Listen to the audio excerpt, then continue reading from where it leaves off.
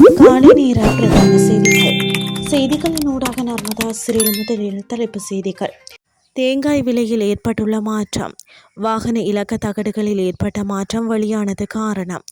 ஈரானிடம் இருந்து அமெரிக்காவிற்கு கிடைக்கப் போகும் அதிரடி சலுகை, ட்ரம்பின் அறிவிப்பு.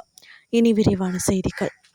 கடந்த சில மாதங்களாக 220 ரூபாவிற்கு விற்கப்பட்ட தேங்காய் தற்போது சந்தையில் 80 முதல் 150 ரூபாய் வரை பல்வேறு விலைகளில் விற்பனை செய்யப்படுவதாக தெரிவிக்கப்பட்டுள்ளது. சந்தையில் தேங்காய் விலை வேகமாக சரிந்ததால் தேங்காய் விற்பனை அதிகரித்துள்ளதாக வியாபாரிகள் தெரிவிக்கின்றனர். தற்போது உள்நாட்டு சந்தையில் பெரிய தேங்காய் ஒன்றின் மொத்த விலை 155 முதல் 165 ரூபாயாக விற்பனை செய்யப்படுவதாக சந்தை வட்டாரங்கள் தெரிவிக்கின்றன. அத்துடன் சந்தையில் சிறிய தேங்காய் ஒன்றின் மொத்த விலை 135 முதல் 145 ரூபாயாக விற்பனை செய்யப்படுவதாக தெரிவிக்கப்படுகிறது. தெங்கு அபிவிருத்தி அதிகார சபை வெளியிட்ட தரவுகளின் மூலம் குறித்த விடயம் தெரிவிக்கப்பட்டுள்ளது.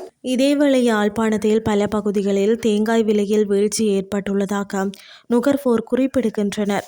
அந்த வகையில் யாழில் தேங்காய் ஒன்றின் விலை 80 முதல் 150 ரூபாய் வரை விற்பனை செய்யப்படுவதை காணக்கூடியதாக உள்ளது. இலங்கையில் வாகன இலக்க தகடுகளில் இருந்த மாகாண குறியீடுகள் நீக்கப்பட்டமையானது தோல்வியடைந்த ஒரு திட்டத்தின் விளைவு என்று மோட்டார் போக்குவரத்து திணைக்களம் ஒப்புக்கொண்டுள்ளது. அரசாங்க நிதி பற்றிய நாடாளுமன்ற குழுவின் முன்னிலையில் அதிகாரிகள் இந்த தகவலை தெரிவித்துள்ளனர். இலங்கையில் நிலவிய உள்நாட்டு போரின் போது வாகனங்கள் எந்த மாகாணத்தை சேர்ந்தவை என்பதை காவல்துறையினர் எளிதாக கண்டறியும் வகையில் ரேடியோ அதிர்வெண் அடையாள தொழில்நுட்பம் மற்றும் மாகாண குறியீடுகள் அறிமுகப்படுத்தப்பட்டன.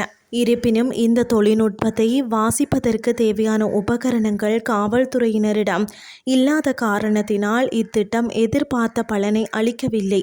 இதன் விளைவாகவே பின்னர் வந்த இலக்க தகடுகளில் இருந்த மாகாண குறியீடுகள் மற்றும் ரேடியோ அதிர்வெண் அடையாள தொழில்நுட்ப அம்சங்கள் நீக்கப்பட்டதாக கூறப்பட்டுள்ளது.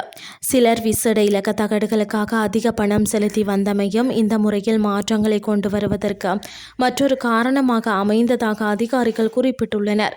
தற்போது நாட்டில் போர் சூழல் இல்லாததால் இத்தகைய கண்காணிப்பு முறை தேவையில்லை என காவல்துறை தரப்பு தெரிவித்துள்ளதோடு மீண்டும் மாகாண குறியீடுகளை கொண்டு வருமாறும் எந்த கோரிக்கையும் முன்வைக்கப்படவில்லை என்றும் அதிகாரிகள் சுட்டிக்காட்டியுள்ளனர். இனி வெளிநாட்டு செய்திகள். ஈரான் தரப்பில் இருந்து அமெரிக்காவிற்கு ஒரு சலுகை அல்லது முன்மொழிவு வரவுள்ளதாகவும் ஆனால் அதன் விவரங்கள் இன்னும் தமக்கு தெரியவில்லை எனவும் ஜனாதிபதி டொனால்ட் ட்ரம்ப் தெரிவித்துள்ளார். சர்வதேச ஊடகம் ஒன்றிற்கு வழங்கிய நேர்காணலில் அவர் இதனை தெரிவித்துள்ளார். இது குறித்து மேலும் தெரிவித்த அவர்கள் ஒரு முன்மொழிவை வழங்கி வருகின்றனர். அது என்னவென்று நாம் பொறுத்திருந்துதான் பார்க்க வேண்டும் என்று குறிப்பிட்டுள்ளார். உலகளாவிய எரிசக்தி விநியோகத்திற்கு மிகவும் முக்கியமான பாரசீக வளைகுடா நீர்வழியான கார்முஸ் நீரிணையில் அமெரிக்கா இந்த மாத தொடக்கத்தில் நேரடி இராணுவ முற்றுகையை நடைமுறைப்படுத்தியது. இதன் தொடர்ச்சியாக தற்போது விதிக்கப்பட்டுள்ள இந்த தடைகள் ஈரானிய எண்ணெயை கையாளும் சர்வதேச நிறுவனங்களை குறிவைத்துள்ளன. அத்தோடு அந்த முன்மொழிவின் விரிவான தகவல்கள் தமக்கு இன்னும் கிடைக்கவில்லை என்றும் அவர் தெரிவித்தார். ஈரானில் யாருடன் அமெரிக்கா பேச்சுவார்த்தை நடத்தி வருகிறது என்றும் அவரிடம் கேட்கப்பட்ட போதும் அதை நான் இப்போது செல்ல விரும்பவில்லை எனவும் ஆனால் தற்போது அதிகாரத்தில் இருப்பவர்களுடன் நாங்கள் பேசி வருகிறோம் எனவும் ட்ரம்ப் பதிலளித்துள்ளார்.